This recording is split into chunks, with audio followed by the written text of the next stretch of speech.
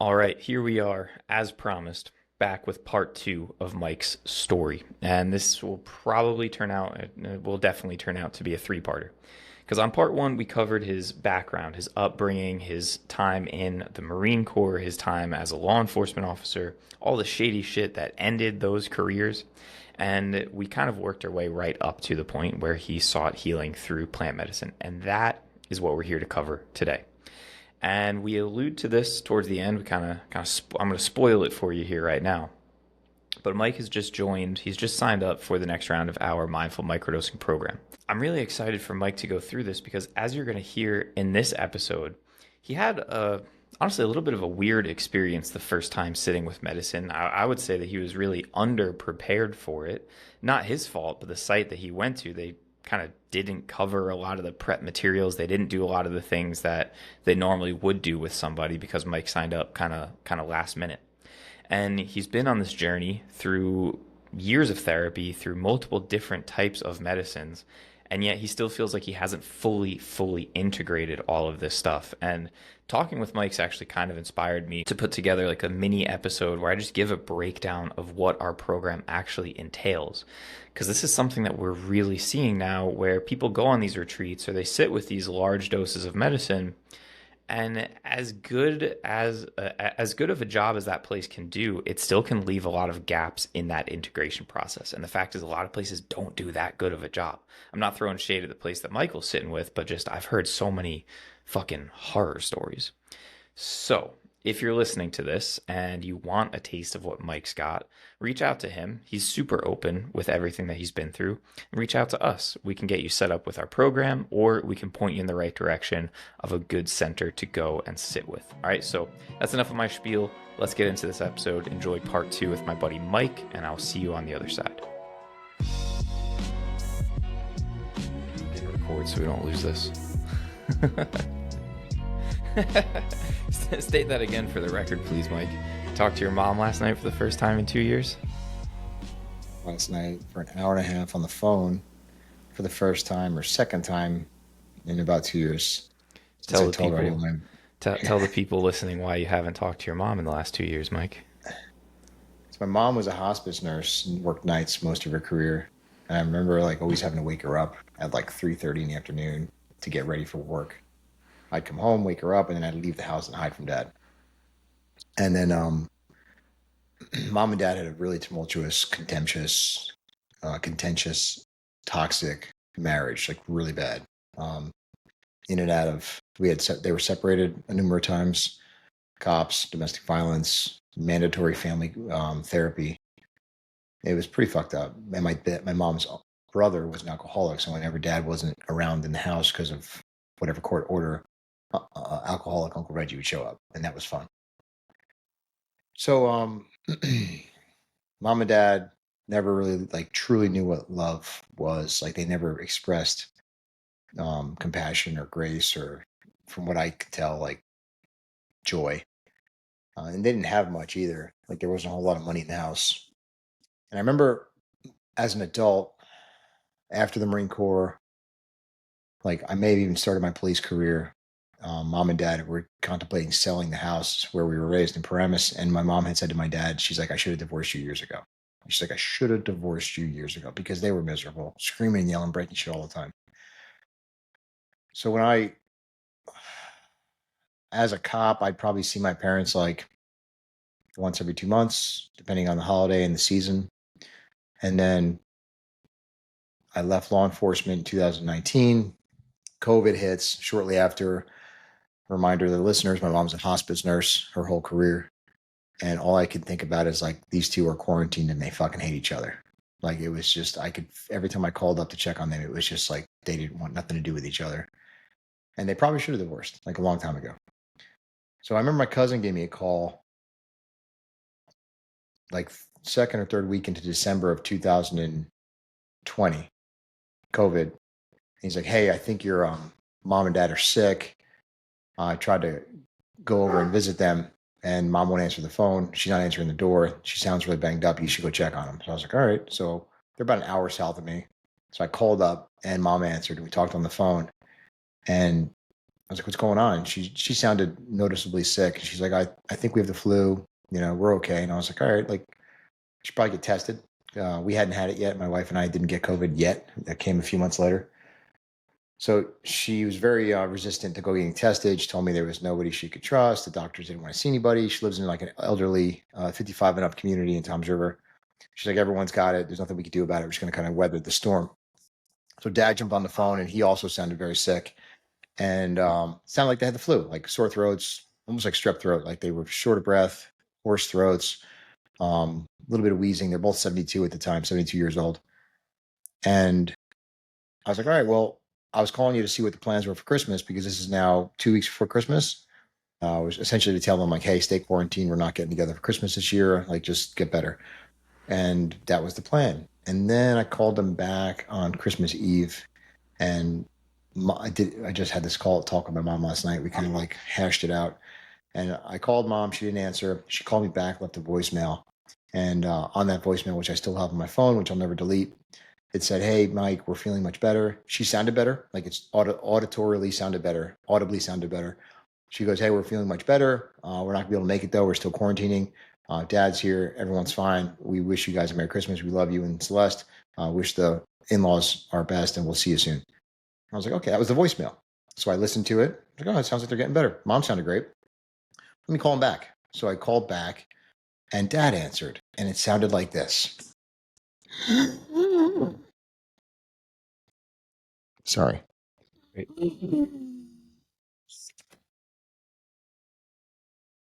That's what I heard. So I called 911 right away, hung up, called 911, and I told 911 who I was. I'm like, hey, I'm the son, and I'm also a retired police officer. Please have whoever shows up first give me a call. I want to know what's going on. So the volunteer ambulance squad made it there first, and paramedics came second. Dad was in respiratory failure. He was 30 pounds underweight. His legs were completely, what's the word? Morted. Like they were unusable, no muscle.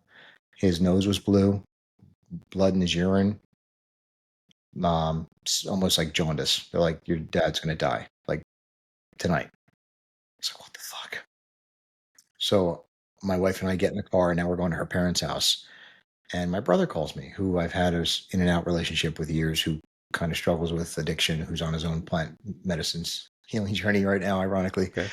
But he's had a rough run with the law, like opposite of me. Like he's been on the receiving end of it and not in a good way. So he calls me up and he's like, hey man, did you call an ambulance for dad? And I was like, yeah. And he's like, why? And I was like, because he's been respiratory failure and apparently he can't breathe or speak. And I was a little concerned. And he's like, well, mom was taking care of him. And he got like real defensive about me calling an ambulance on dad, even though he didn't live with them. I guess mom had called him and been like, hey, somebody called an ambulance. I was taking care of dad is what she thought she was doing. And then dad went to the ICU. He did not get ventilated. He didn't get intubated. They put him on oxygen. And I spoke to him every day for like the next 6 or 7 days.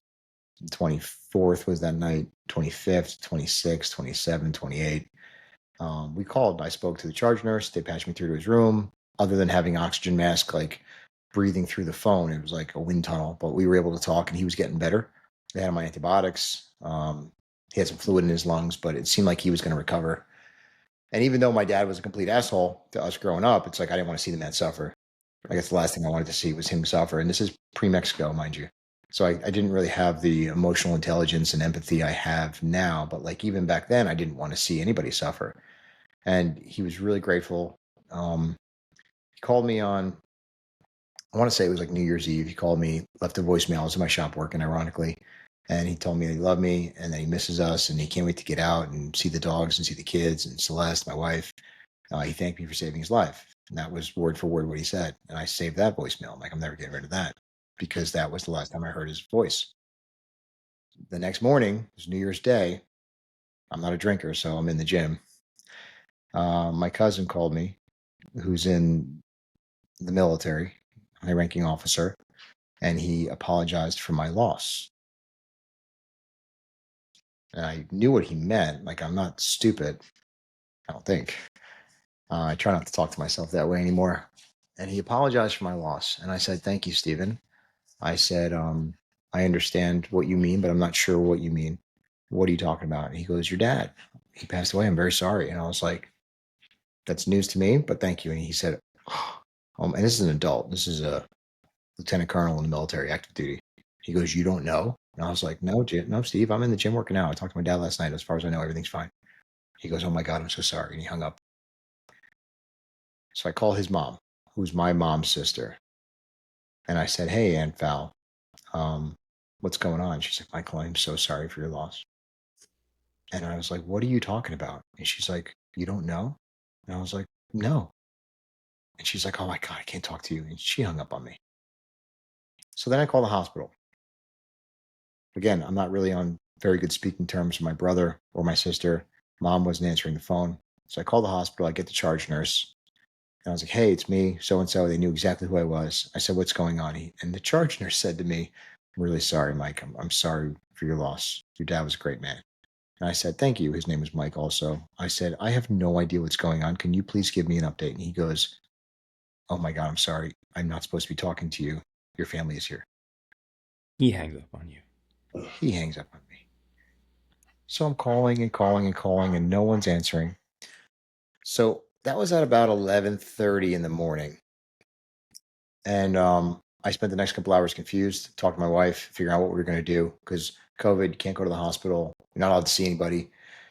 And then my phone rang at 3:30 in the afternoon, and it was my mom. And she broke the news to me that dad had passed away that morning.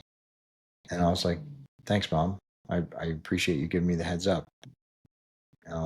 Why did cousin Steven call me at 11 o'clock? And why did Aunt Val know at 12 o'clock? And how come the nurse hung up on me and told me you guys were in the hospital? What's going on? And she's like, oh, it all happened so quick. I'm sorry we couldn't get you here. So anyway, long story short, never saw my dad again. Hadn't seen him since Thanksgiving prior to COVID. And then poof, he's gone, cremated, no funeral, no ceremony, just wiped off the face of the earth. And that almost felt like a fake experience. It was like I wanted to grieve and I wanted to be emotional, but I almost didn't, my body didn't know how to comprehend him just like vanishing, gone. And it felt like everyone was in on it because my brother guilted me into thinking that by me calling the ambulance, he actually told me that I sentenced my dad to death because he would have been better off in prison. I'm like, what? This was it was just his thought process at the time when he was whatever he was going through. And my mom was convinced that she was taking care of him because she was a hospice nurse. She thought that she was checking on him, like she was taking his vitals every day, and he was just really tired. So it wasn't until last night, it's been 3 years and 6, 7 months that I finally told Mom like what I thought had happened versus what she thinks happened. And I asked her like what her opinion on everything was, and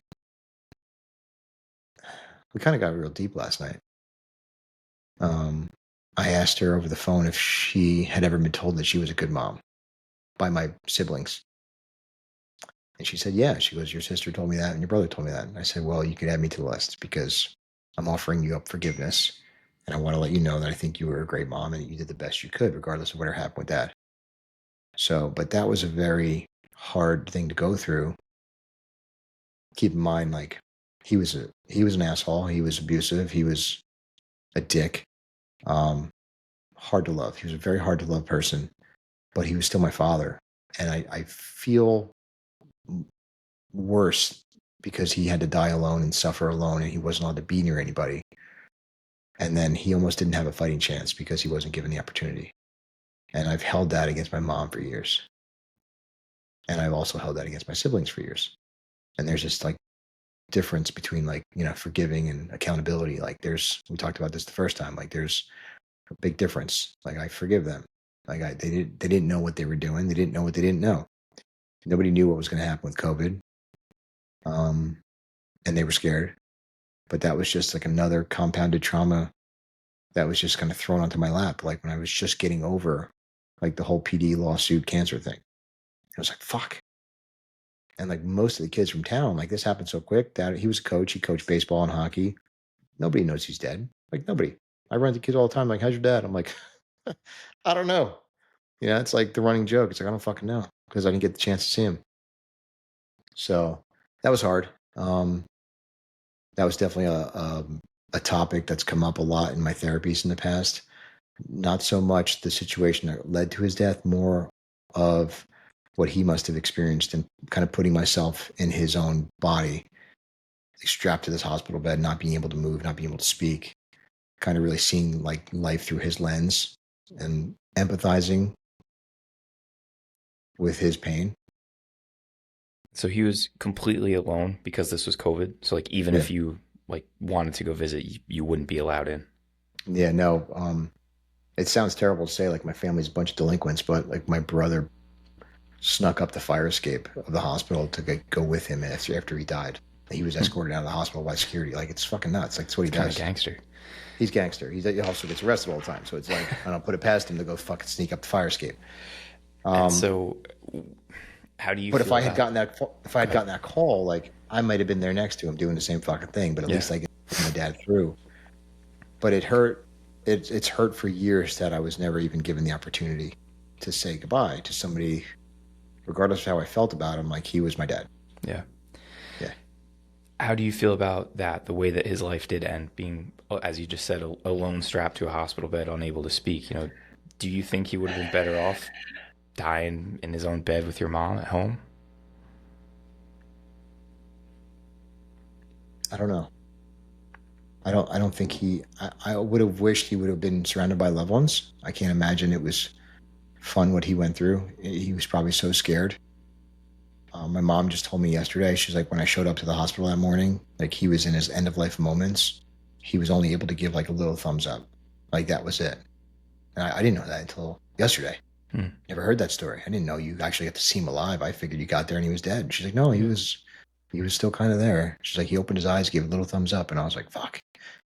Um, Sitting with 5-MeO DMT a few times now, I've often wondered if that's what he's experienced as he kind of portaled out.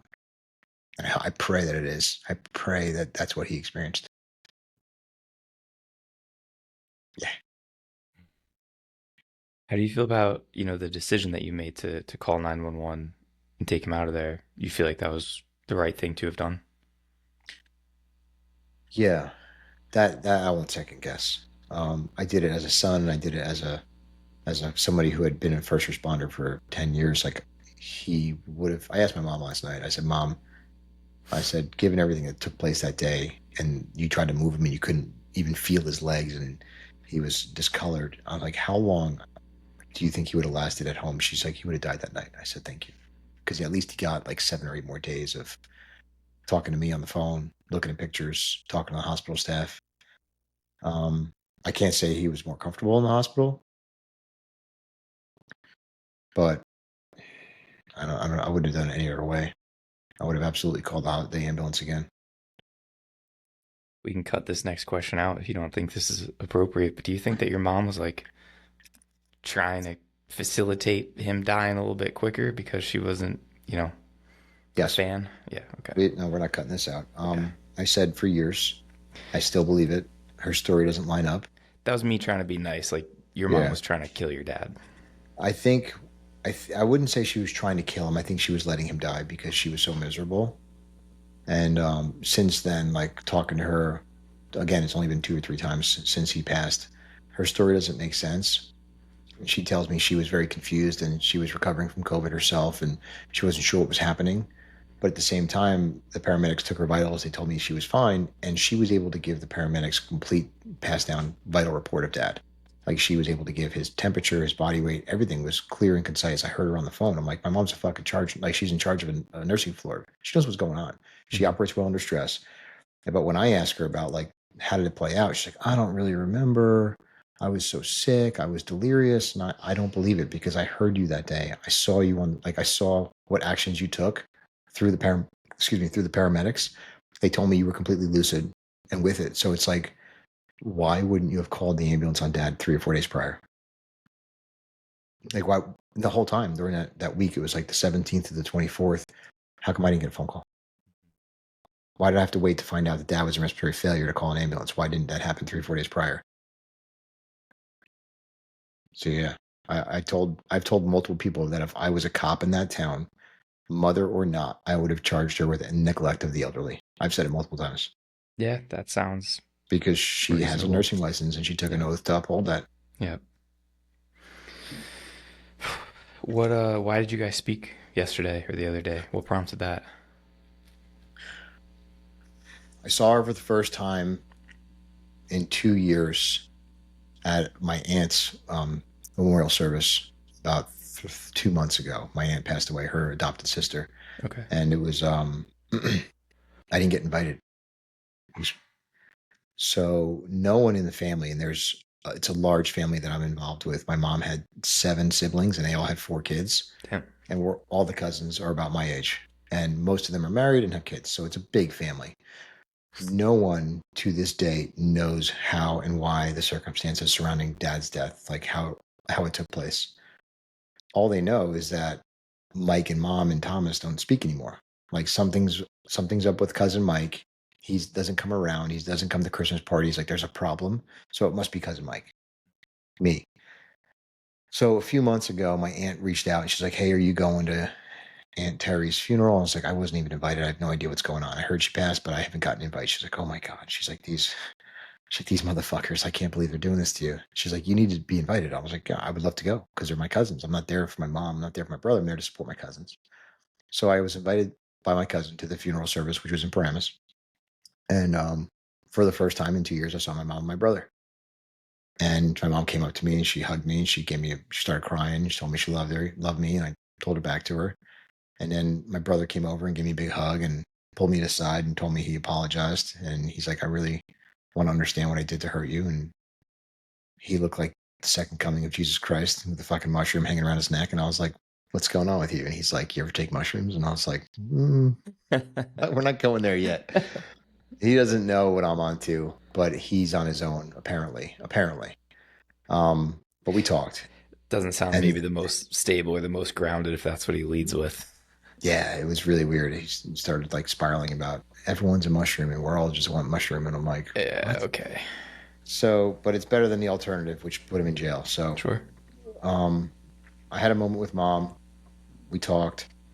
This was like the same week my wife had her double mastectomy. So they were all asking where my wife was. So it was like kind of apprehensive to tell her that, like, hey, she had surgery and she's not be able to make it, but she's okay. And then, so with that, there was a little bit of like, we connected for a moment at this ceremony. And then I called her about a week later and we kind of just touched base to tell her, like, hey, like, hope you're well. It's good seeing you. You know, keep in touch. Because there was a whole lot that I'm not getting into that my brother went missing. He ended up in the psych ward. I had to report him missing to the police department. His friends, who were all cops, came to me and we all reported him missing because he was supposed to show up to work and never showed up to work. And then it turns Mhm. out he was in the psych ward and mom fucking checked him in and she lied to me about it for a week. And it was like, I found out she was lying. And this is only a year ago. So it's like, there's a lot of reasons why I don't talk to them because it's not a healthy dynamic. And so last night I was going through Facebook and a memory popped up of my father and I and my brother and some hockey players at a game that we played at from 7 years ago. And I was like, huh, Dad looks good. Thomas looks great. This is kind of before he had his spiral. And I was like, let me share this with Thomas. You know, he may want to see a picture of Dad. Like, he probably doesn't have this photo. So I shared it. I sent it to my brother, who I really don't talk to that often. And I was going through the text messages, and it really was only like 3 or 4 texts over the past couple of years. And one of the texts to him from me said, "Hey, dude, check on mom. She just wished me a happy Veterans Day, and it's May." So I was like, mom had texted me like a year or two ago, and she's like, "Happy Veterans Day." And I'm like, May 5th. So I said thank you to her. And then I texted him. I said, "Hey, dude, check on mom." So last night I was having a moment of vulnerability, and I was reading that text, and I said, there's really no reason I can't just check on mom. Like, she's still alive. There's no reason I have to ask my brother to do it when he may not be responsible enough to do it properly. So I called her at 9:30 at night, and she answered. And we kind of went down the rabbit hole and hashed it out and talked about what happened and who was responsible for what and how it took place. And towards the end, somehow she started talking. It was kind of a weird conversation. I asked her like the last time. I asked her if Thomas was drinking. I asked her if he was using that she knew of. And then I asked her if she had ever gotten high, I think. And she told me that she had smoked weed with like both my brother and sister multiple times and gets sick every time. I was like, that's funny. Now I know where I get it from because I don't do well with weed. So I asked her if she would be open to trying something else that would offer some more healing and forgiveness. And she said, yeah. So I'm thinking I'm going to introduce my mom to MDMA and talk to her about life Okay. within the next few weeks. Very cool. I think so. How did it feel having this conversation with her? I'm sure there were actually like a lot of conflicting feelings, I bet. Yeah, there was a part of me that kind of thought she was lying or she was manipulative because she's been that in the past. And then there was a part of me that was genuinely hurt by what she did or didn't do or neglect. And then there was the compassionate side of me that kind of resonated that maybe she was sick and delirious and old and 72 and she's not all with it, and maybe she did think she was doing the best thing that she could have at that time. So there was different parts pulling at me, and my wife, who was there for the conversation, was kind of like regulating, like whispering, like, "Hey, just be aware." Um, but it was a good conversation, and it would have never happened had I not opened myself up to be more vulnerable. Because anytime you're going to extend yourself like that to somebody who's hurt you in the past, it's like you have an opportunity to you're giving them something that they could hurt you with. Definitely. So I'm glad I did it. My wife did not know why I was doing it. She came out of the shower and I was like, she's like, hang up the phone. Like, she knows, like, hang up. That's the problem. Um, and she sat there and watched me ask her if she had ever been told that she was a good mom. And then I told her that she was a good mom. And my wife was just like, and I wasn't doing it to impress anybody. I was just telling my mom that I wanted to know that I know she did the best job she could, given the tools, the limited resources that she had. And that has come to me time and time again with two different 5-MeO journeys that I've sat with a shaman with. It's, because love is usually the theme. And dad pops up sometimes. And I always offer forgiveness I can't blame them because they didn't know what they didn't know. And I do know that at the end of the day, they did the best they could with what they had. And it's not their fault that they were never afforded the opportunity to heal with the tools that we have. It just wasn't a thing. So it's like, I can't hold it against them. They don't know. Man, I'm not super surprised that this is happening with your mom right now, given that you are going back to sit with the medicine in like 2 weeks. Yeah. And this is absolutely something that we've seen with ayahuasca. I think this is true with all plant medicines. I mean, time is fake anyway. Like when you really start looking at this stuff, it's like time is not linear whatsoever. So the fact that you haven't drank the medicine, quote unquote, yet, and it's already having an effect, I would say, doesn't surprise me in any way. And I also think I, this is also how it works of like the healing going up and down the generational line. So it's pretty obvious to see how it affects. I know that you don't have kids, but how it affects your children because you're treating them differently. But just you being on this healing path is, I would say, opening your mother to the same thing, and just opening, even if she doesn't sit with the medicine herself, just opening that communication, that conversation. sure. You know, I remember when I first got back from Mexico, like within weeks, she's still to today, my brother and my mother, nobody knows in my family what I'm really into. They'd never heard about Mexico. They have no idea. If I told them I went to Mexico, they'd think it was for a party. mm-hmm. I remember I came back and again, had a moment of vulnerability, and I called my mom. And this is before I kind of shunned her from my life. This is before my brother went missing and like all this crap came out. And I told my mom, I said, Mom, I just want to let you know I forgave you. And I wasn't specific because when I returned from my 5-MeO medicine journey, like in the moment, the words forgiveness were the first things that hit my lips. And I carried that over to my mom, and I was like, I think I'm harboring a lot of resentment towards her for what happened. So I told her, Mom, I just want to let you know that I really forgive you for everything. And she turned around and said to me, I forgive you too. And it upset me because I had put so much work and time and thought into that forgiveness. And she was able to just kind of spit it out and right back at me. And it was almost like tongue in cheek, like facetious, like, yeah, I forgive you too. Thanks. And I was like, see ya. Because what are you forgiving me for? Like I didn't reply with that, but I wanted to be like, what are you forgiving me for? Because I could sit here for weeks and tell you what I'm forgiving you for. But now, kind of that we broke that ice last night, and she was able to kind of communicate more what she was going through. I think she might be ready soon to really accept responsibility and offer forgiveness for what took place. Yeah, I can get how you would almost be a little bit annoyed by that because this was like a huge, massive hurdle for you to get over, and then for her to just kind of flippantly say, like, yeah, I forgive you too.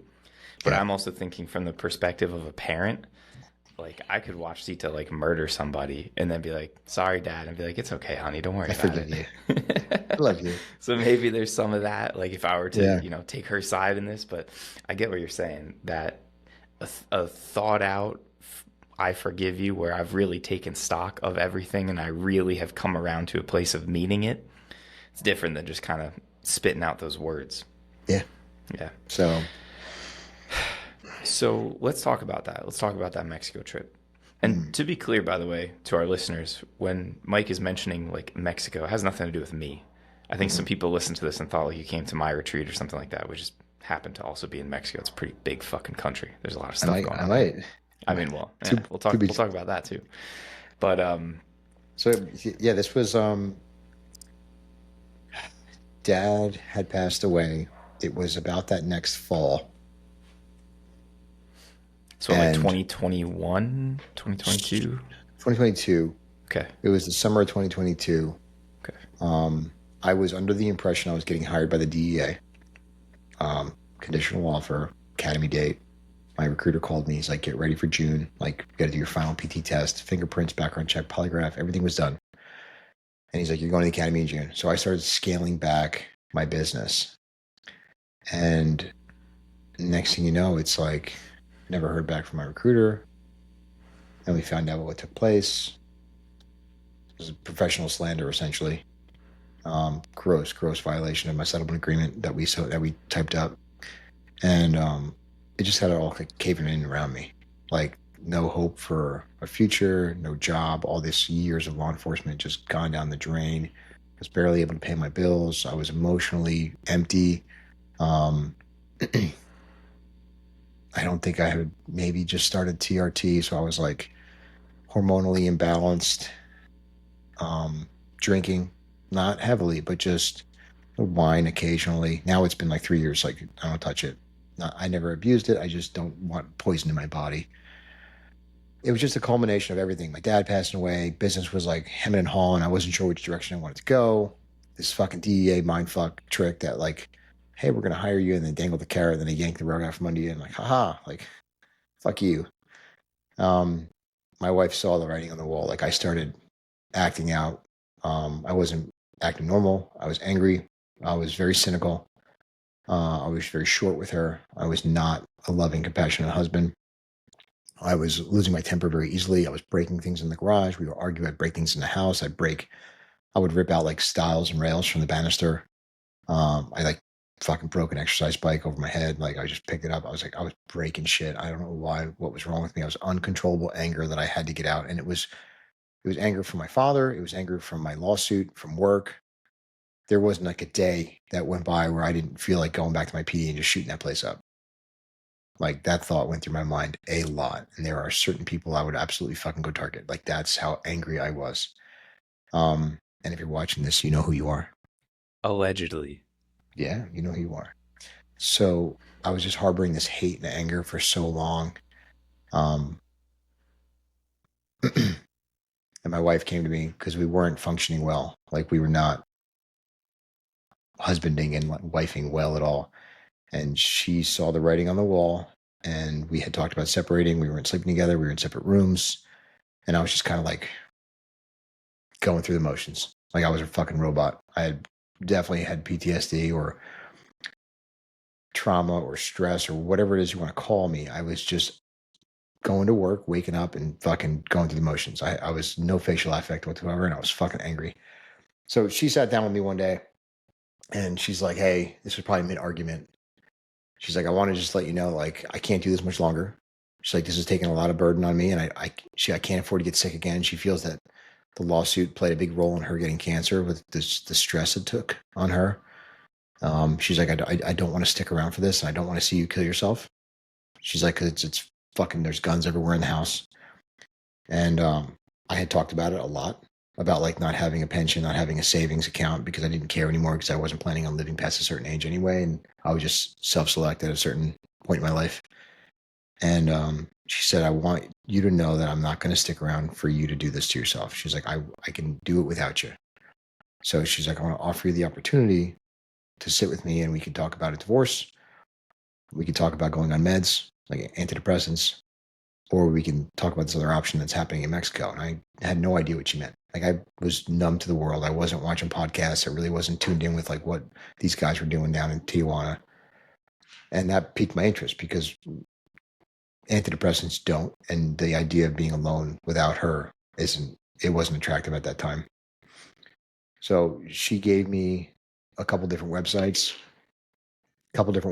and a couple different, like, essentially like digital brochures on different clinics that were offering an Ibogaine and 5-MeO DMT retreat. And I had never heard of this shit. I was pretty much straight edge, a couple of glasses of wine every here and there, but like no drugs. Didn't really like the idea of like a hallucinogen. Even as a cop, like it never crossed my path. Like it was so out in left field. Like when she presented this to me, I was like, what is this going to do for me?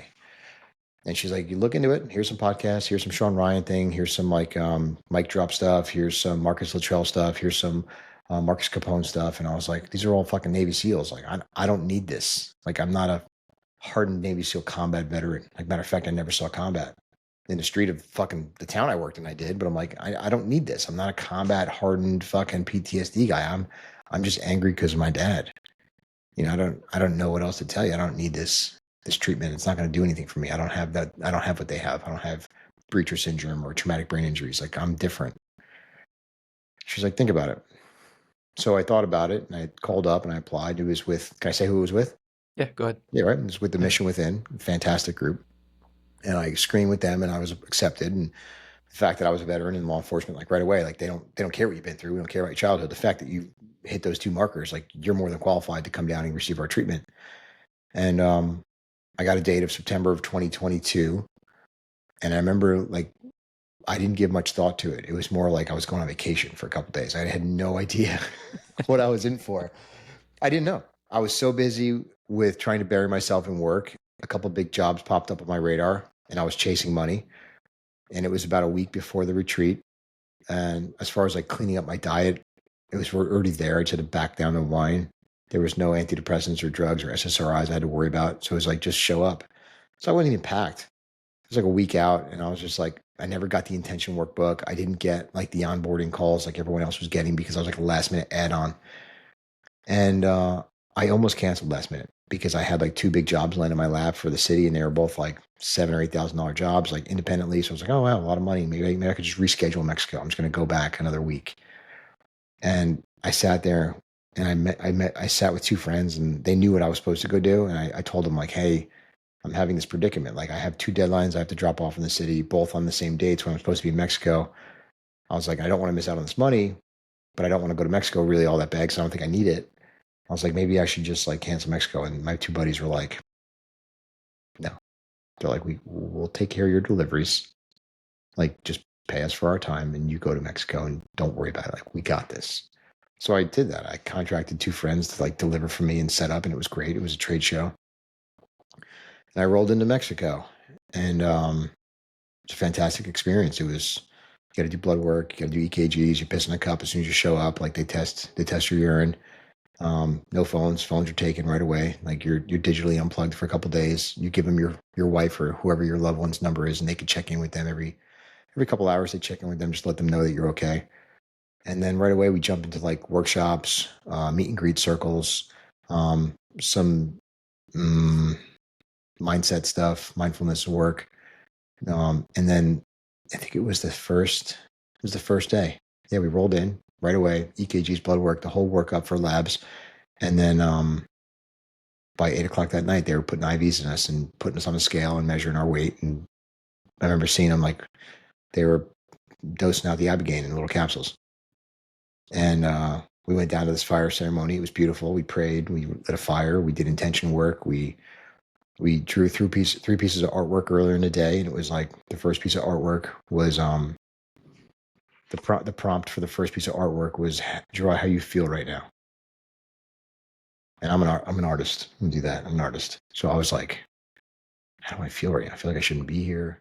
And everyone there throughout like the introductory meeting circle was like combat vet, Navy SEAL, Ranger. And I'm just like, man, I don't need to be here. Like the whole time I was like, well, I don't know why the fuck I'm here. I didn't get any of the integration, welcome aboard paperwork. I had no idea what a set or setting or intention was. Never heard that word. And B, I'm like, none of these guys, like, I don't have what these guys have. I didn't go to combat. I wasn't shot at. I didn't see my other friends blow up. I didn't see fucking IEDs. And like, I'm a business owner. I'm stressed out and I'm angry. That's my thing. So I thought. And then the second prompt was draw where you are in life right now. So his first one was draw how you feel right now. Second one was draw where you are in life right now. And the third prompt for a third piece of paper was draw how you think you would be living without the first two as a problem, or the first two scenarios. So the first one was draw how you feel right now. So I was like, how do I draw that? So I drew a fucking stick of dynamite with a wire attached to an alarm clock, like an old analog alarm clock. I'm like, that's the best way I could describe it because I feel like I'm gonna fucking pop off any minute. Like I don't know when or who or where. And then the second one was draw where you are right now. And I drew, imagine like a stick figure cliff, like the number 7, just like a cliff 7 with a stick figure on the edge. That's me. And I was like on the edge of a cliff, and from the edge of the paper was like a little hand coming in. And that was my wife. She was like trying to reach to me. And on top of the paper, I wrote like money, love, anger, like all the stressors that were leading me to that cliff. And then the third one was draw where you feel you'd be in life right now without the first two stressors. And I just drew like a fucking house with some grass and the sun and dogs and a white picket fence. And I was like, that's it. That's where I want to be. That's where I think I could be. So later on that night for I Began Prep, after the med workup, we went down to the fire ceremony. They said to us, bring your first two pieces of paper, your prompts, and join us at the fire. So we went down there. They smudged us in with the feathers. It was really beautiful. And after we did like a tobacco ceremony at the fire, they offered us the opportunity to dispel or to destroy our first two prompt paperworks. And then as soon as you destroy your farewell to your prompts, they said you may sit and consume your medicine. And no sooner did they say that, I was like throwing that shit in, throwing tobacco on the fire, sat down behind my little seashell of medicine, and I just took it down. No hesitation in the world. The guys looked at me like I was fucking nuts. And I was like, I looked around and I was like, guys, we're fucking here to work. I'm like, I don't know what we're all waiting for. Everyone was like, a lot of people were apprehensive about taking this medicine. I just sat down, I just slammed it. So fuck this, let's go. Let's get it over with. So then that kind of jumped into the journey of Ibogaine, which was, for me, very uneventful. I hate to say it, but it was like very uneventful. Purged a couple times, like felt queasy and dry heaved a few times. Felt like I was cruising through the universe at like Mach speed for about 8 hours, but only when I was like really into it. I could sit up and go to the bathroom or, dry heave, talk to the nurse. But for the most part, my Ibogaine experience was very uneventful. No figures, no father talk, no feelings, emotions, talks, scenarios, situations. Nothing came up. It was kind of lackluster. I thought to myself that like I metabolized it too quick or they didn't dose me properly. And I almost slept halfway through the night because I was the first one to take the medicine. And I was the first one up in the morning. I was like ready to go. I helped the chef cook breakfast. Everyone else stayed in bed till noon. And I was like, I don't know. Maybe it was me. I don't know. And then that next day was our gray day. That's like your recovery day. And just, it's kind of like an open schedule, just recover, meditate. They offered Reiki and massage, mindfulness workshops. There was 6 guys in my group, big house. So it's like you had plenty of room if you wanted to disappear. There was pool, there was some grass. It was really nice. Looking at the Pacific Ocean, like maybe 200, 300 yards away. It was gorgeous. And I found a book in the house called The Toad of Dawn. You ever heard of it? No. It's written by a former doctor. I'm trying to remember his name. If you want to pull it up, The Toad of Dawn, who was a pharmacist. And on the front page of the cover was a picture of the Bufo alvarius, 5-MeO. And the story is the author, whose name is slipping me right now, was a pharmacist and suffered with an injury, and then started writing his own scripts for opiates, and then lost his license, became addicted to heroin. And then at some point in the future, one of his friends sold him 5-MeO DMT as a joke and told him to smoke it. And now he is a full-time shaman, no longer addicted to anything. And he wrote a book, and the book is kind of like a journal with those of who he has served have written, and he has submitted it to his book as witness statements, so to speak. So it's his own accounts of the journey and the medicine, and then also people he has served have written and kind of entered it into the book. Because I had no idea what 5-MeO DMT was going down there. Like, couldn't even pronounce it, didn't know how to spell it. Like, what? And this book was a great brochure into what I was about to get into. And it highlighted it beautifully. It was beautiful. It was about an 85, 86 page book. It was paperback. It was pretty quick. I banged it out on a Saturday. It was like, sat down, read the book, and then Sunday morning, they're like, all right, who's up? And I was like this. I'm up. So I was like, there's no way that what this book is saying can be true. And I was so excited the next Sunday morning. I was so excited to like try it. I was like, I want to fucking do this. I don't know what it is I'm going to do, but this book is really interesting. So they walked me down to this room, which was absolutely beautiful. And they said, the whole house is yours this weekend, except for the basement room. Stay out of the basement room. They said it has some weird juju going on down there. We don't want you to mess up the energy. They're like, do not go in the basement room. And we walked in there, and it's like, it made sense why I'm like, this room is wild. I'll send you a picture of it so you know what I'm talking about. Okay. But it's just beautiful. It's a beautiful room. So I go down there, and there was our team lead for the weekend. His name was Colin. He's a really great guy, Army veteran. I think he was airborne. And then my other team lead was Cam, Marine Corps veteran. And then there was the Reiki master. There was a breathwork coach, and then there was a cardiologist. It was in scrubs. So like the whole weekend was like, you had this beautiful team of space holders who have walked exactly what you're doing. And then on the other side of the house, they tried to stay out of sight, was the medical staff.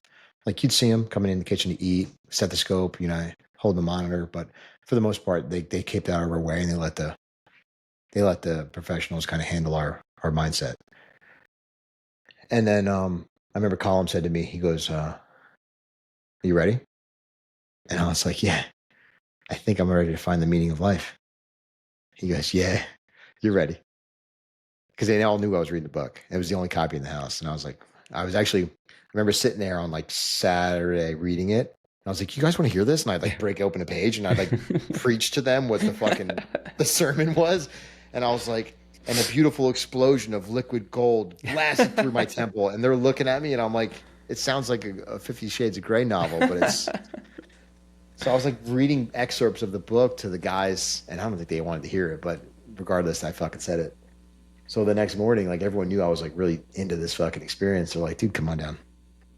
So it was some breath work, some intention work, and then the pipe got lit. And we did a microdose, we did a medium dose. They call it a handshake, a hug, and then the full send. And yeah. That was it. That's what I needed to see. I was immediately blasted off to this space where I could only describe it as pure love. Every account of whatever you've heard heaven is exactly where I was. I was instantly forgiven. I was never held in judgment. There was total acceptance and love and bliss and warmth and eternity. And I sat there with our Creator. And I was surrounded by other energy beings, which were us. And I immediately thought about my wife and my dogs and my mother and my father. And I said, they're going to be fine. Like, they're fine. And I just went. and it felt like my body disintegrated into dust. I became completely weightless. I remember my jaw just fucking like collapsed open, and my breathing almost stopped. And, hey, and for lack of a better term, it felt like I died. Like I tell people, like, you ever seen Avengers when Thanos snaps his fingers and they just dust? It felt like that in a really good way, and I was totally okay with it. I just went with it. The prompt was to surrender and let go, and that's what I just kept like mumbling as I disintegrated into dust. And then I sat there in that space for about 10 minutes with what felt like our creator, like the source energy is the only way I could describe it. And there was absolutely no judgment. It was just welcome home.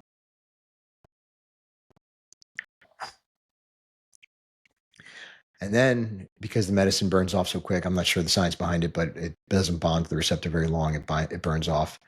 You're kind of like brought back very quickly. It's the quickest psychedelic out there. It's the most powerful, most potent, most beautiful, but it's the quickest. In and out, 10 minutes, 15 minutes if you're lucky. And when you're brought back from that experience, you are met with a mirror of everything you've been doing in your life to sabotage it. What did that look like for you? What do you mean?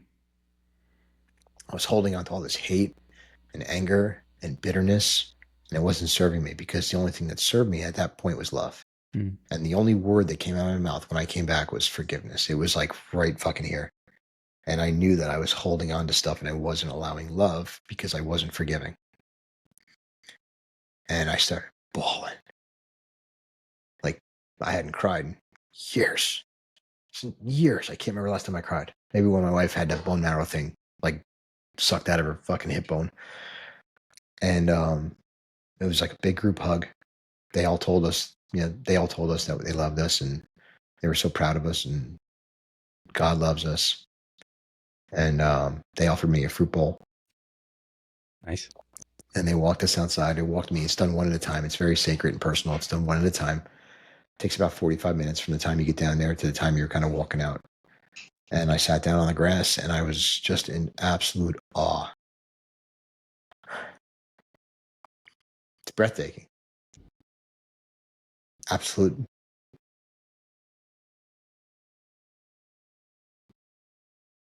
That's it.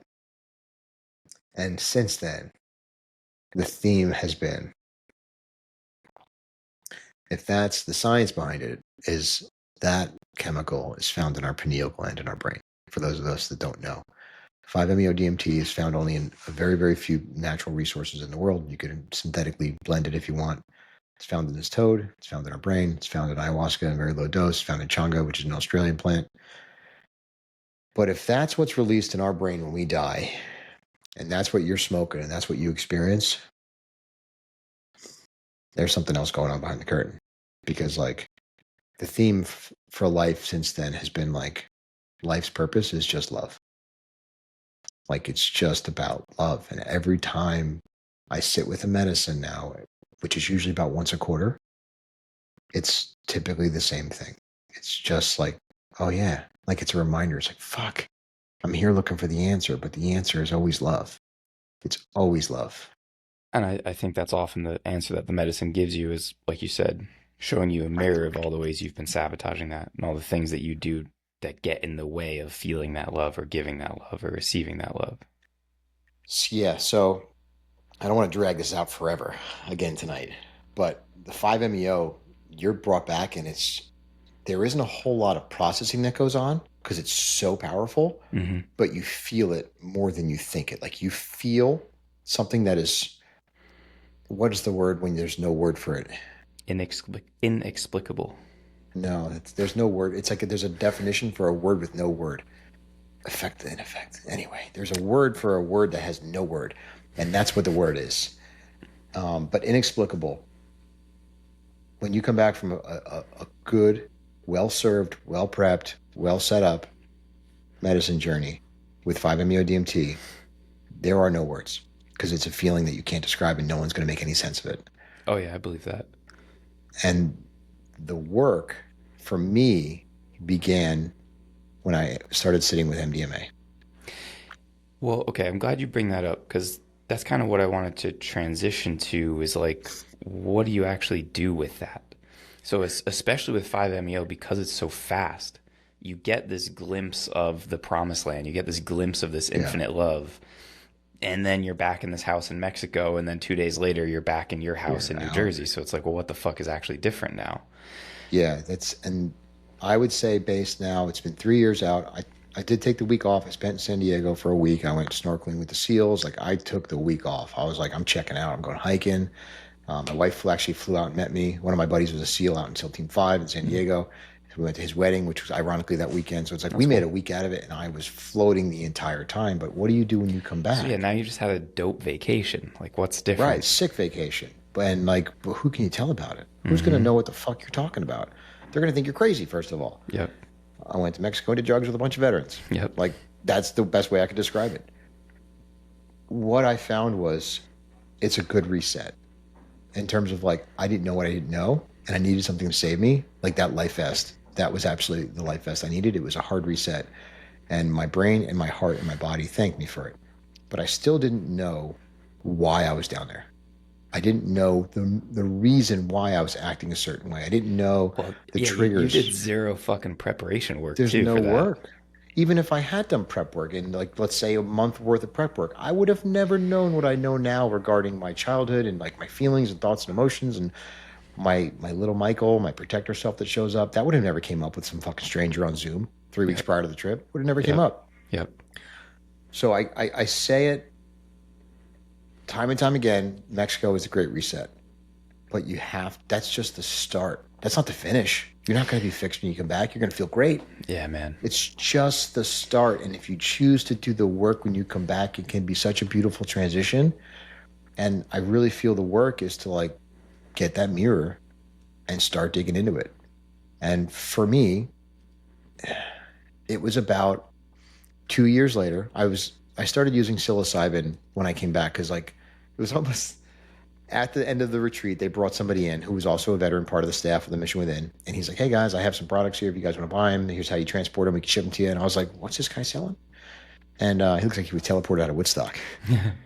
And he was selling like microdose pills, chocolate bars. And I was like, I don't know anything about any of that. I'm like, but I would love to learn. So I started kind of researching. I didn't buy anything. And I learned that like there's other ways to kind of have a similar experience that'll keep this neuroplastic window open in our brain and through the use of psilocybin and other psychedelics.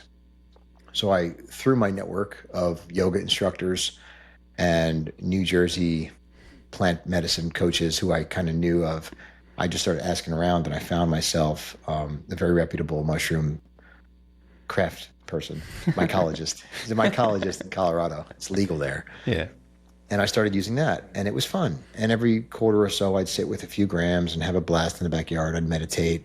I would try to recreate that experience I had in Mexico using the same soundtrack. Like, you really have to be mindful of what you're listening to when you have a trip. Definitely.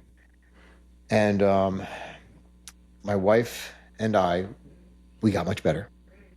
She is convinced that like it saved my life. Our marriage recovered. Just hear your dog breathing in the Doing a background. podcast. He's getting hungry. Just give me a few minutes. So my wife she definitely thanks the medicine, and she was shocked. She told me, I didn't think you were gonna go. She's like, I was blown away when you got in that Uber and went to the plane, like to the airport. She's like, I didn't think you were gonna go. She says you were so resistant to everything. So I sat with mushrooms a bunch of times at home, never in a social setting, never. I have my rules, and that's one of them. I'm doing this for therapeutic reasons only. And my wife and I were having a really hard time about a year ago because we wanted to buy a new house. We were going to move. Our neighborhood um, started becoming less than desirable for our living standards. And she's like, let's move to a different town. The new town was very expensive. And at that same time, I was looking at getting a commercial space. So like my overhead went up tremendously and the new mortgage payment was double.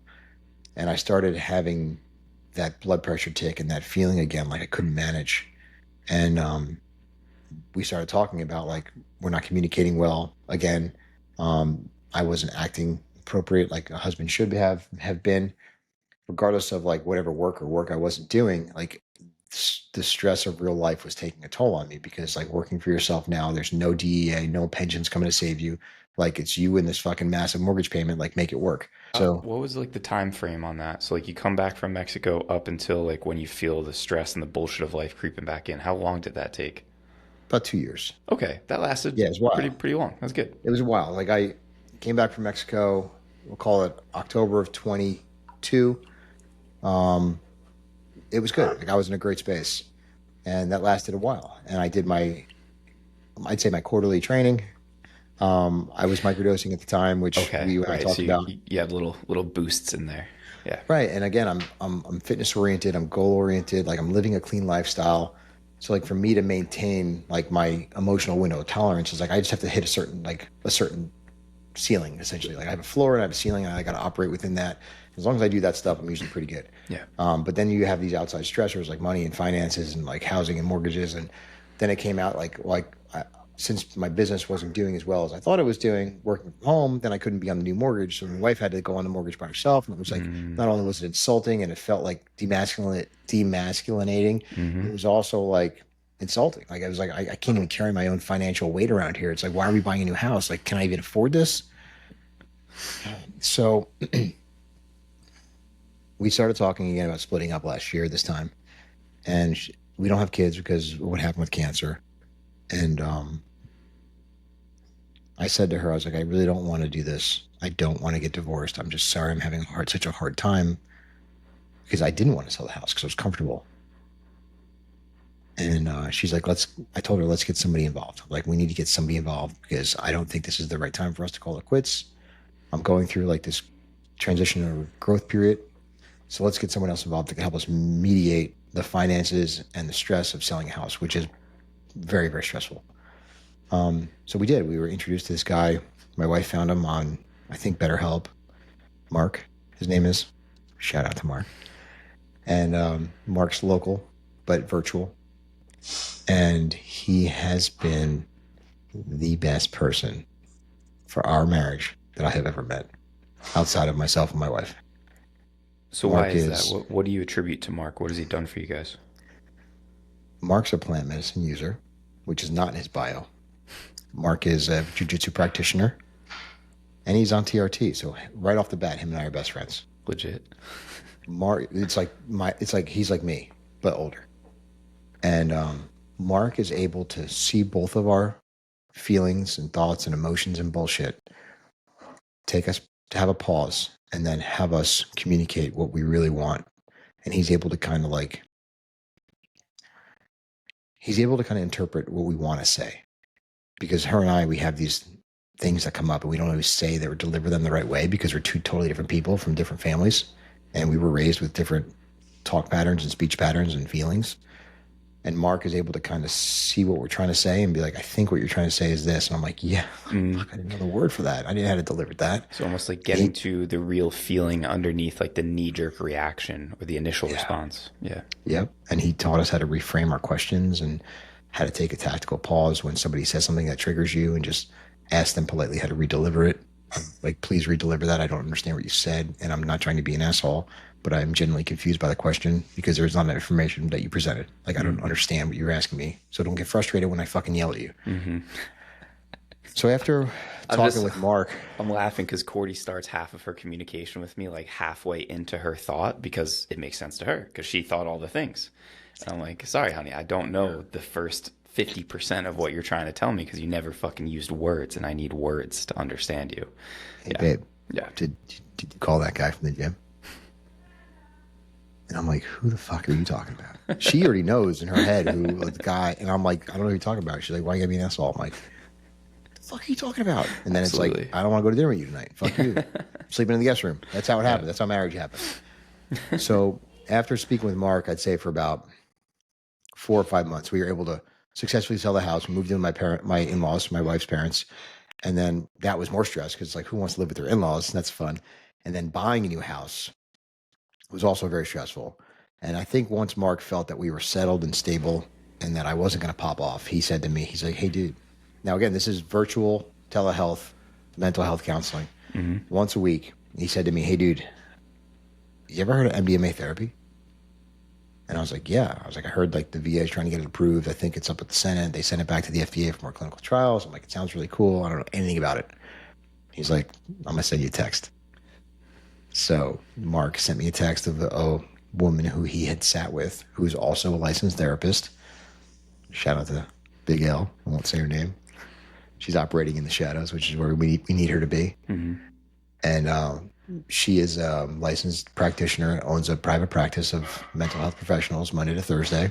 And on the weekends, local to me, she dims down the lights, lights the Palo Santo, closes the blinds, locks the door, and it's a party. That, I'll give you a breakdown of the setting. Go in, fasted, very similar to all these other journeys. You got to be fasted, clean, no alcohol. Treat it just like you would a plant medicine ceremony. Intention work, prep work prior to going up there, talking to the therapist prior to going up there. What's on your mind? What are we going to work on? What's coming up for you? Great, I'll see you in the morning. Get there, go over your intention work, go over some prompts, go over your like point of contacts, emergency phone calls, like who do we call if there's a problem? What's the emergency plan? What's the medevac plan? Like what happens? And then prayer for the medicine, pray for your intentions, consume the medicine. There's also a host of supplements that she offers to make sure that you're like, we're keeping everything hydrated and your brain's functioning properly. And then within she just starts getting you talking. She's like, so how you feeling this week? And you've taken this MDMA, it's lab grown. How you feeling this week? How was your ride up here? Just trying to get you talking. You nervous? Great. Let's talk about, you mentioned yesterday about like, your wife and work and money. Let's talk about that. So you do that for like 20, 30 minutes. Medicine's digesting in your system. And right around like the 45-minute mark, she's like, hey, I think you're starting to feel the effects. She can see it. Speech patterns quickening, tempo's changing.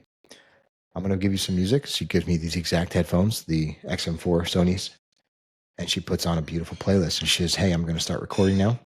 There's a camera, but it's not facing me. It's just facing, like it's next to me, recording audio. She's like, I'm going to start recording. I want you to just keep talking. Like, tell me about your day and tell me like how you're feeling about your wife. I'm going to put the playlist on and you're just going to keep talking. And I'm going to offer you this blindfold. You're going to lay back on the couch and just keep talking. Okay. So blindfold, music's beautiful. It's similar playlists. Some of the songs I recognize, some of them I don't. No words, all melody songs, symphony work. And next thing you know, I'm talking about my wife and the argument we had and how much I hurt her and how bad I feel about what she went through and cancer and lawsuit. And it's like, fuck, I don't even know what time it is. And I get a gentle nudge. She's like, hey, why don't you sit up? You just mentioned something really interesting. And I sit up and she's like, how long's it been? She's like, about 30 minutes. Okay. Because like, there's really not a whole lot of visuals MDMA. You're very lucid. You're kind of just in the dark, but you're able clinically. So the science behind it is it shuts off the limbic region of your brain, which is your fight or flight, your ego. And it allows you to process emotions that you wouldn't ever talk about without that area of your brain shut off. So it's kind of like a truth serum. It's very, very similar to like a truth serum, but it's very gentle.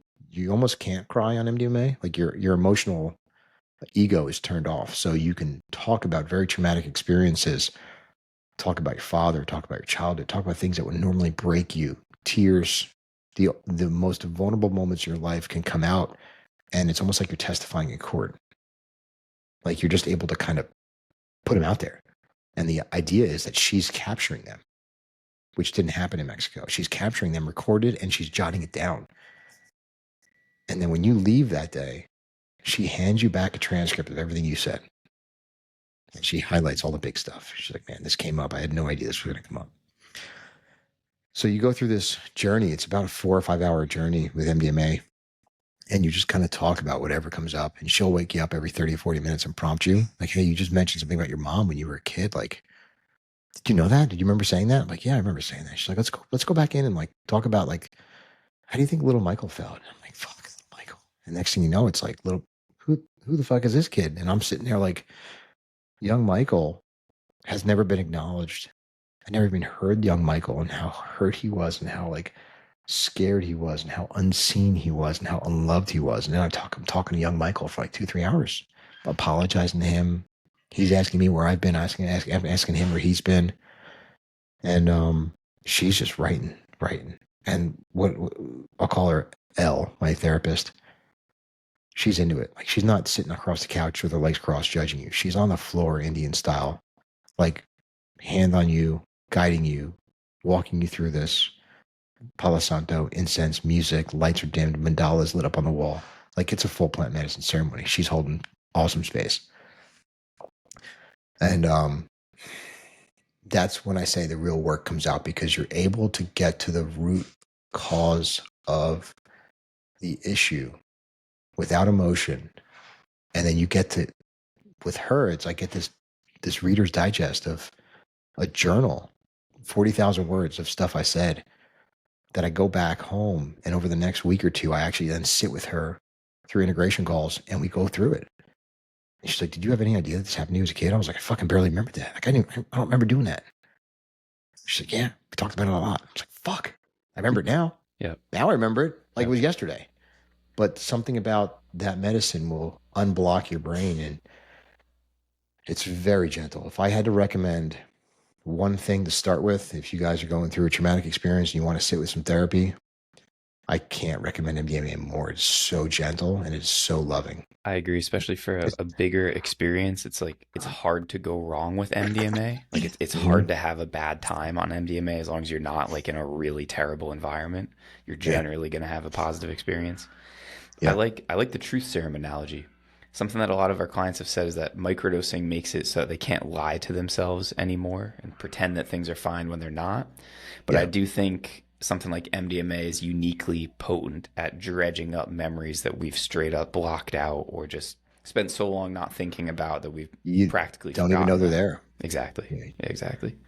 Um, Elle, my therapist, she's told me, she said a couple cool things. She's really great. She's become like a pillar to my healing journey. She's fantastic.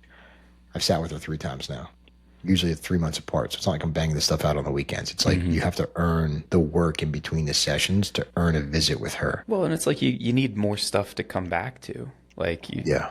you Terrence McKenna had a line like, "Hey, after you've gotten the message, hang up the phone." You know, so you got the message, so you hang up the phone, you go work on that for a while, and then you're like, "All right, what's next? Give me my next lesson." And then I go work Yeah, on no. that for a while. So she said, I think MDMA was developed by Merck initially for couples therapy. That's the history behind it. And then it got banned with all the psychedelics back in the 70s. And from what I'm told, it'll make or break a relationship. Like two couples on the verge of divorce can sit with MDMA in the same couch, in the same setting with the same therapist. And in 6 hours, you guys will know whether or not it's going to work or not. Like there's no coming out of that. Like, oh, I'm not sure. Like it's clear as day. I see that. And then she shared with me, she's cool. She went to MAPS. She's all tatted up. Like she's a great therapist. She shared with me that when her family has an issue, her 2 kids and husband, when they have an issue and they can't resolve it, they all sit with medicine in the same house, in the same room, and they hash it out. And I was like, I want to be adopted by you guys. That sounds fucking so cool. It's fun. Like, I'm not going to lie. Like, this shit that I'm doing now, it's fun because I think I respected it for so long and I didn't abuse it when I was younger. Right. I'm not going to say it's not fun. Like, I'm having a fucking blast, but it hurts and it's ugly. And I'm crying more than I ever cried before. And I'm more aware of my emotions and it fucking hurts. But if you do it the right way, you could have a good time healing. Like it's very possible. You're generally not going to do worse off healing. You're going to become a better human. You're going to appreciate life more. What do you feel like has still I don't want to say what's been missing because that makes it sound like these things aren't enough, but it's almost like no one thing is the complete picture. So what else do you feel like you still need to work on? Like why are you going back to sit with the medicine again? We'll talk about your participation in our program. So like what else is there for you? Like what else needs to happen for you to continue or just what comes next for you? Or yeah, what do you think has been missing from the journey so far? So I'll answer that with the reason I'm going back to Mexico is because I didn't know what I didn't know the first time. Okay. And I felt like I stepped into the deep end and I had no idea how to swim with it. Yeah. And I feel like that may have been responsible for part of my lackluster experience and there was no takeaway from Mexico other than like love, which is great. That's a great takeaway. And I would say it showed you what's possible, you know? Yeah. So there's been a part of me that's been kind of pulling to saying like return to the medicine. Like you know more about why you needed it now. Mm-hmm. I know more about how to work with it in terms of like being conscious through it and actually asking myself the deep questions and prompting my own self versus laying there comatose sleeping through an Ibogaine journey. Like, it sounds nuts. Yeah.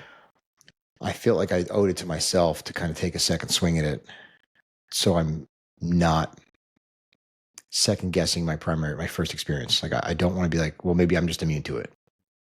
I want to be like, no, I went back and there were some things that were unresolved that came up from my childhood and a lot of like internal triggers that I now know the reason for. And I want to see if the medicine will help me kind of get deeper into my psyche. And Definitely. I got a bunch of questions like hammered out. I got 5 questions I'm bringing to Mexico. Now, I'm pretty well put together. Like outside looking in, like I love my fucking life. I got a great house, great business, great cars. Like, Great my wife's hair. beautiful, great hair. Like, I'm doing well. Like, life, I'm not gonna sit here and have a pity party for myself. I'm doing great. But there's always room to go bigger. There's always room for like that another level. And I think right now what I'm missing is what I answered you on your microdosing survey. Mm-hmm. Is I'm still human. I still suffer with human sin. And I'm missing that daily exercise. Like this morning I meditated and I loved it. Last night I meditated in front of the fire and it was beautiful. But it's not an everyday thing. And I want to make it to where it's an everyday practice, to the point where I mentioned this to you the other day. We were talking about your program. I said in a year or two, I want to be able to sit where you're sitting. I want to be a psychedelic advocate.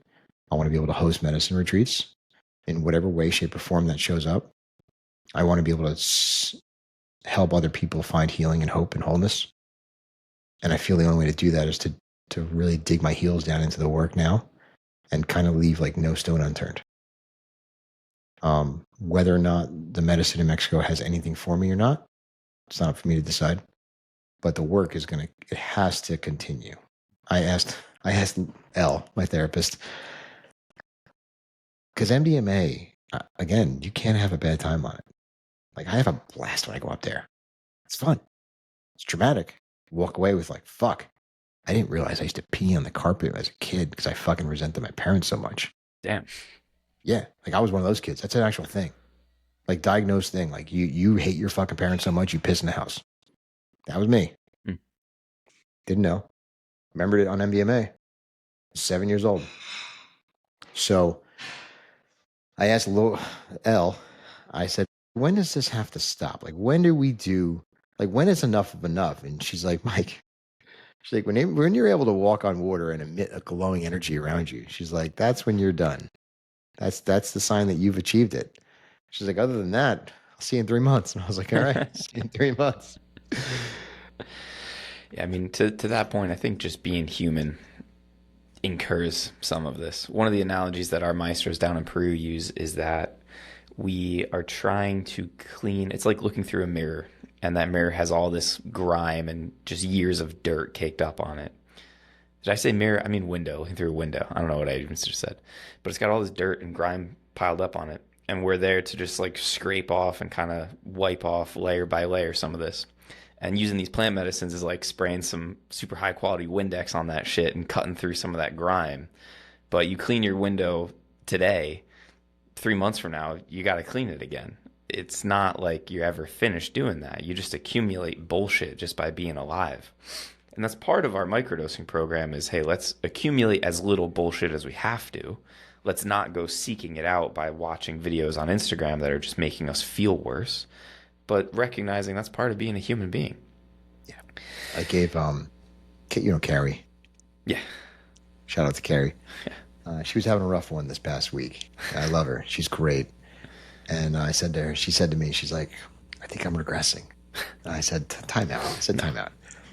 So the fact that you even recognized that you slipped, that in and itself is showing how much growth you've had.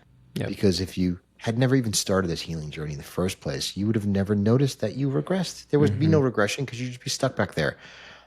I said to her, like the wine glass, fill a glass with red wine or whatever, soda, chocolate milk, and start pouring water in there. And if you have 1 cup of wine, it's going to take like 50 cups of clean water to flush out that red pigment.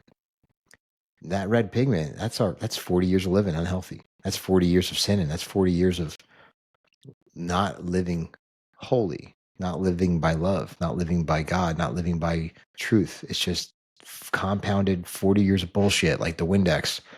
And you're trying to fucking clean it out with 1 glass. Boom. Like there's Mexico. Fixed. It's not going to happen. It doesn't work that way. So the work must continue. And I said it earlier. You could offer me any job in the world, any badge, any salary. I wouldn't take it. There's also something I want to bring up. Mm.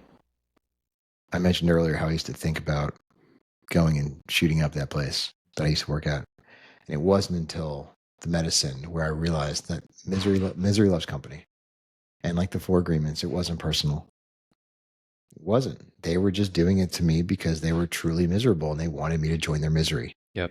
And I'm to the point now where it's like, huh, pension or not, I won. Like I am fucking winning. So, and I don't think about them. I hate when it gets brought up. I'm just like, that's not part of my life anymore. Mm-hmm. But like when you think about back, when we think about like circumstances that happened to us that people did to us, it's just like, A, it wasn't personal. B, misery loves company. Probably didn't belong there. We off mic the other day, we had this whole talk about what happens when you die, and you were getting all tripped out about death. So one of the other rabbit holes that we'll probably go down one day in our program is I don't really believe in free will anymore. And so when you're talking about a situation like that, I always think that like if I was in their shoes and if I had every single life experience that they have had up until this point, I probably couldn't possibly do anything other than what they were also doing. Mhm. And to me, that gives me a lot of compassion and understanding for people, and also a lot of gratitude for being in the position that I'm in now, where I'm having my life and talking to you, and I couldn't be doing any differently than I am now because of my experiences. So, yeah, I think it's a good perspective to have to just not hold on to that anger, that resentment anymore. My buddy Seb, who you were going back and forth with him about a lawsuit on that Instagram comment, something that he said was like, we're all in prison, but we're holding the keys to our own prison cell by not giving forgiveness to other people. And he probably Yeah. said it more eloquently than I just paraphrased it, but Yeah. that really stuck with me. Yeah, we are. We are all holding the keys to our own jail cell. And sometimes they're just a little out of reach and we need assistance. Mm. We need help. And it comes in the form of you, my therapist, dogs, plant medicine. I've offered my therapists to so many friends. Some of them have taken them up. I know 3 or 4 guys that have gone and sat with MDMA with my therapist. And I had one friend who had a terrible, terrible traumatic childhood, who suffers dearly every day. And I said, hey, would you be open to going to sit with this medicine with this person to help you process? And he said, I'm not really. He's like, I'm in therapy. I'm dealing with it. I said, I know you're in therapy. We talk about it all the time. I said, but what's the hurt of accelerating your healing? Why are you dragging it out? You're 42 years old. Been in therapy for fucking almost a decade. What is taking so long to heal? If there's an option to accelerate the process with minimal risk, what are you doing? Do you enjoy the pain? Do you enjoy the drama? Do you want to be a victim your whole life, or do you want to take charge? Like, when is enough enough? He didn't take me up on it, but other friends have. I've had multiple friends go sit with MDMA, and every one of them said, dude, thank you. I had a talk earlier with a buddy of mine I went to boot camp with, like an hour ago before you and I jumped on, and he's like, bro, thank you. This guy is amazing. This therapist is amazing. The session we had was amazing, life-changing. It's like, why not? If you're not cheating, you're not trying. I mean, that story of your buddy who has been in therapy for like a decade and is still sounds like maybe a little bit scared to dive into this. Mhm. I feel like it's something that we see a lot. And it really is as simple as kind of deciding, like, I'm ready to be done with this. Like, I'm ready to move on from all of this. Obviously, it's not that simple to implement it, but it kind of has to start with that kind of a decision. And frankly, it sounds like maybe he hasn't suffered enough to get to that point, or he's not sick enough of being sick of it all, you know? Yeah. Fed up with being fed up. Exactly. Yeah. I've had that feeling a lot. Like I'm fed up with being fed up. Yeah. Well, the only person that's going to change that is you. Yep. So where does this leave us now? So you go off to Mexico in like 2 weeks, and then next Monday I'm out of okay. here. Oh shit, dude. Yeah. Nice. And then so spoiler alert, you enrolled in the next round of our microdosing program to help out with the integration process on the backside of all of this. I did. So that's part of the reason I'm going back, is because when I came out of it the first time, I had no prep going in, and I had like a weekly Zoom call. And this is no hit on any group or foundation or retreat. The Zoom call on a weekly basis, it's like you hear a bunch of people complain about how miserable their life is. And I sat there. Shout out to Cody Alford, first of all. If you guys don't know who Cody is, he's my former business mentor, life coach. Guy's a fucking stud, Marine. I found Cody shortly after my Mexico trip, and I was doing like this weekly Zoom call with the Mission Within, and it was just pulling the energy out of me. Mm. Like people are relapsing. They're talking about being miserable. Their spouses don't understand. They got divorced. They don't understand what they experienced in Mexico. It's like their life's collapsing around them. And I'm like, I can't do this every week. It's like going to it's like going to AA meetings. It's like, this is really bad. The Zoom calls. So I linked up with Cody on Instagram, and Cody gave me a pretty solid foundation to kind of like head in a different direction with a different attitude. And that has held up tremendously, having a mentor. Like I've said it in business, I've said it in life. Like if you guys are struggling, you gotta have a mentor. Like Dude, whether you're self-employed or not. Man, that's a really good way to look at it. Because I just spoke with somebody the other day who's in this space and runs quite a bit of these retreats, a lot of funding and stuff for this. And I was kind of telling him about our program, trying to build a relationship where maybe we could handle some of the integration on the backside of the people that he sends on these retreats. And granted, I probably could have presented it better, maybe, but he was just not seeing the value. He was like, man, 6 months, like that's so long. Who's going to commit to that? Like this price is outrageous. Like people don't really need that. He was like, someone sits with the medicine, like they either get it or they don't. And like they do the work or they don't. I'm like, well, yeah, like I can't do the work for them, but like, what's that fucking mean? What's that mean to someone who's had... They don't know what work to do. Exactly. Who's going to show them the work? Like Exactly. Somebody has to show them. And he was like, we already have this integration program. Like we do 4 fucking Zoom calls and like I give them microdoses. I'm like, what are we doing here, guy? Like, what is this? So the Mission Within Zoom calls, which I still attend, right? They've been around for 5 or 6 years now at this point, this organization, and they're awesome. I love you guys. They host a Zoom call every week for anyone who's ever gone through the program. That's a lot of people. Yeah. 5 to 7 people a week, 52 weeks in a year, times 7 years. That's a lot of people that have gone and sought healing. Do you want to know how many people usually check into this meeting? Because I'm on every week. I love it. Guess how many people show up to this meeting every week? 10. I don't know. That's it. Yeah. And it's the same people. Not a single dude from my retreat goes to these meetings. Nobody. And we're all strangers, and we just talk about the same thing every week. Healing and love and life and work and finances and spouses, death, love. But it's the same people. And every once in a while you get somebody new checking in. So what's that telling you? It's telling you that the package that you have put in place, this landing pad for a Zoom call, isn't working because no one's showing up. Yep. They think they're fixed. They think they have enough from the medicine just to go back to work and not have any sort of contact or integration or talk with anybody, that they're just going to magically heal themselves. And if that's what they're led to believe, you're going to have a backslide issue. You're going to have a regression issue. Yep. So that's another reason why outside of the Zoom calls, outside of Cody's group, shout out to Cody Alford, one of my favorite humans. Outside of these groups, there's no formality, there's no regiment, there's no integration. It's just come every week and show up and talk on a Zoom call. And like it's like AA. It's fucking depressing. Yeah.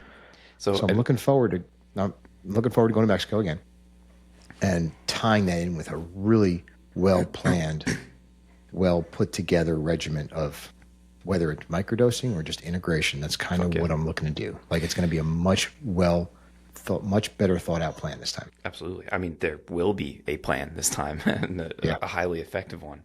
And Hmm. I selfishly look forward to doing this podcast on the back end of this and collecting a kick-ass testimonial from you and some other people, and then presenting it to this guy and being like, see, like, this is why we fucking do what we do.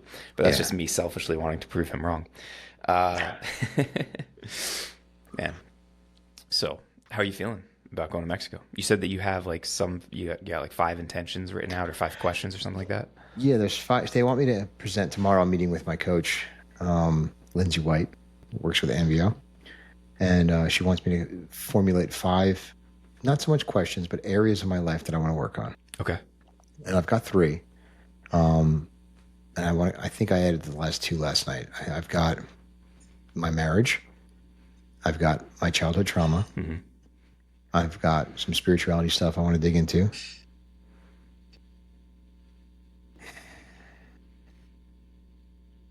It's kind of where I'm at. I'm staring at the paper right now. I'm like, Okay. Yeah. But it's 3 more than I had last time. Yeah.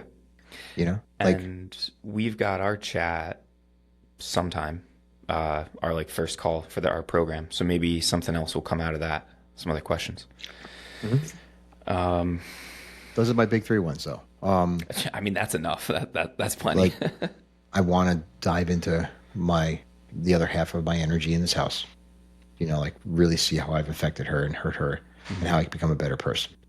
I want to dive into the spirituality aspect of God and what's missing from my life in terms of like, I don't really have much faith I'm excited for you on that one, man.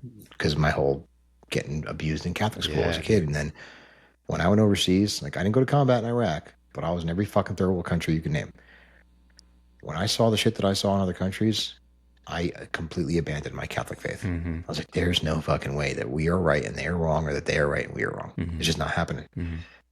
So now it's like, well, if all the scripture is wrong and it's been manipulated and omitted and blocked, what's right? Like, do we even know? I'm super excited for you to be asking this question and see what the medicine has in store for you. Yeah.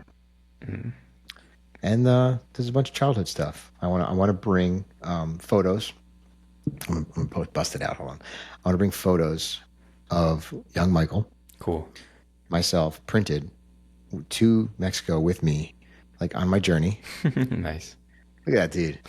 I want to bring little photos of him on my journey, like to Mexico. And I want to have those photos printed out next to me on the bed with my prompt sheet. And I want to be able to go through them in the course of 10 to 12 hours and be like, all right, what is this little kid trying to tell me? Like, what is he afraid of? What does he need? Like, how could I make him safer? Like, could I make him safer? Things like that. Like, Have I you really ever want to. have you ever done loving kindness meditation? You familiar with that? No, I do mindfulness meditation. Okay. Maybe I'll teach you a couple things about this before you go down there. It's a really, really powerful practice. It's something that I always go back to anytime I sit with the medicine.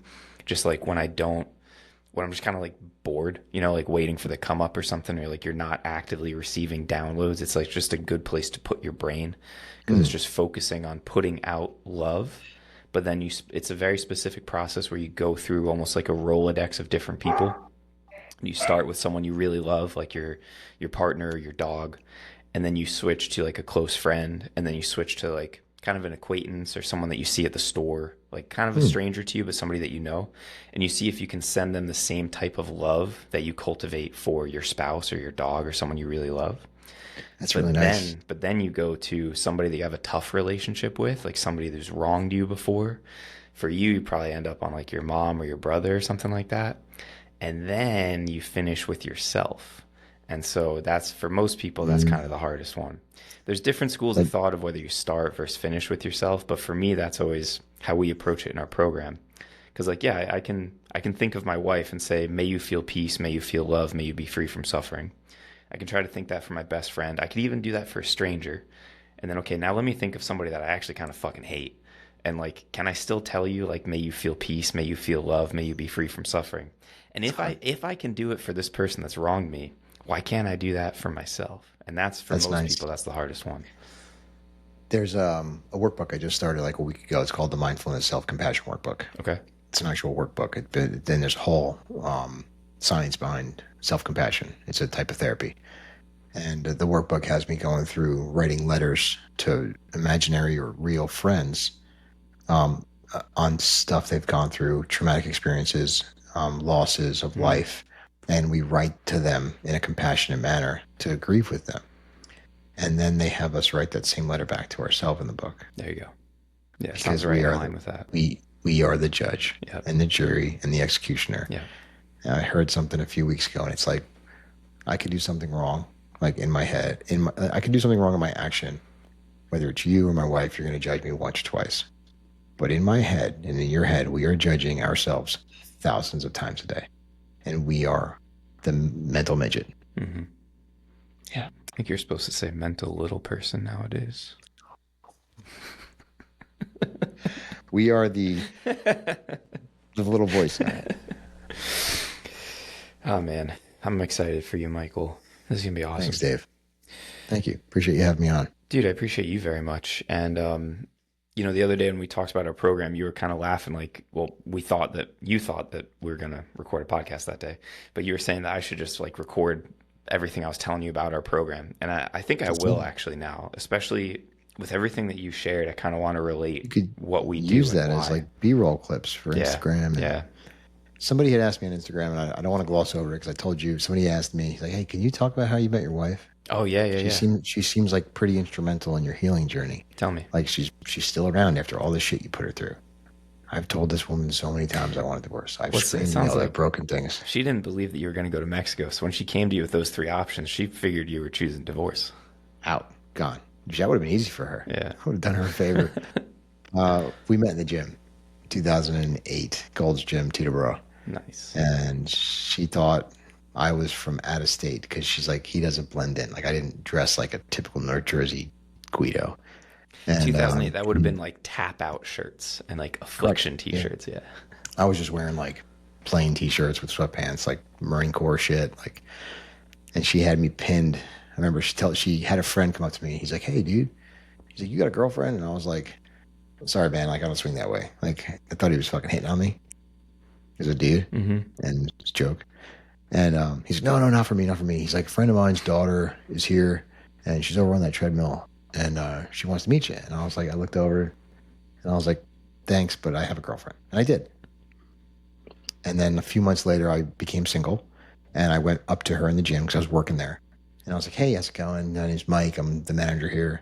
I'd like to offer you a free class, like a cardio kickboxing class. Let me know if you're interested. And I gave her like free pass. And then I want to say like a week or two later at like midnight, I messaged her on Messenger.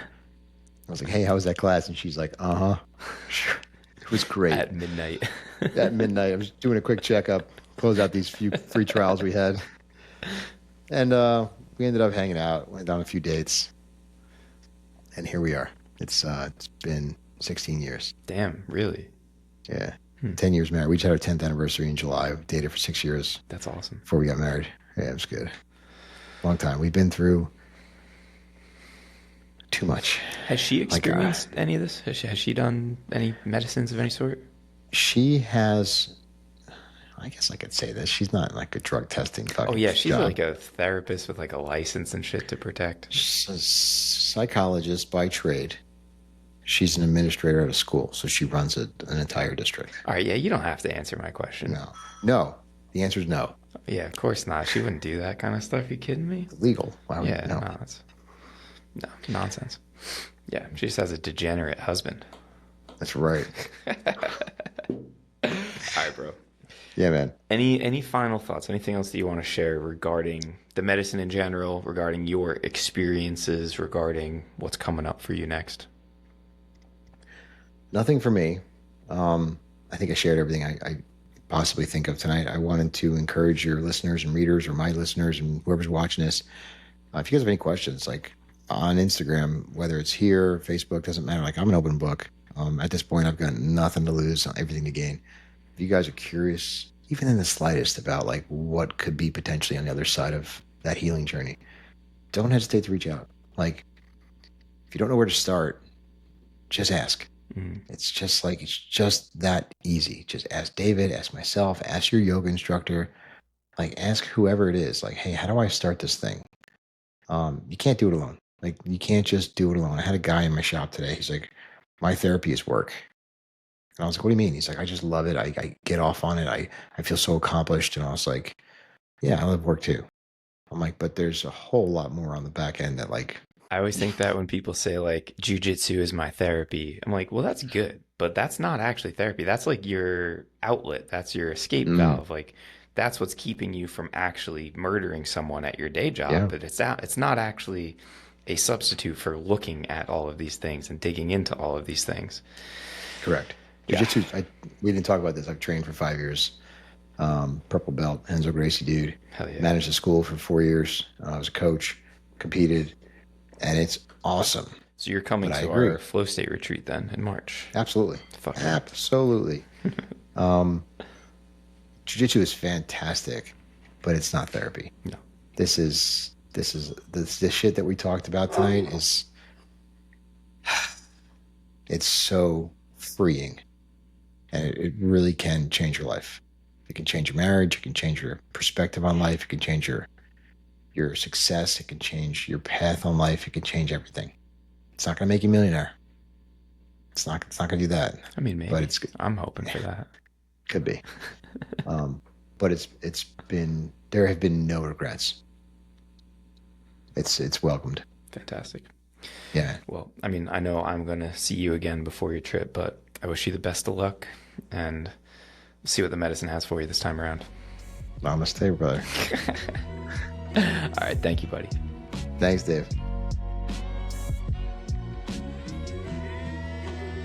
All right, folks. I know that some of you can't get enough of Mike's story, but this is going to have to tide you over for a little while. So at the time of this recording, Mike is like a week out from going back down to Mexico to sit with another session of Ibogaine and 5-MeO DMT. He's going to come back from that and roll straight into our microdosing program. My goal here is to have him go through this 6-month experience, have this massively transformational breakthrough in his life, integrate all these lessons to a deeper level than he ever has before, and then come back on the podcast and do one more round sharing all of his experiences. So you're just going to have to wait a little while longer to hear some more from Mike. But honestly, I've got a very good lineup of some other podcasts coming to you guys very soon. So as always, thank you very much for listening. Stay tuned for the next one. Peace out. Hare Krishna.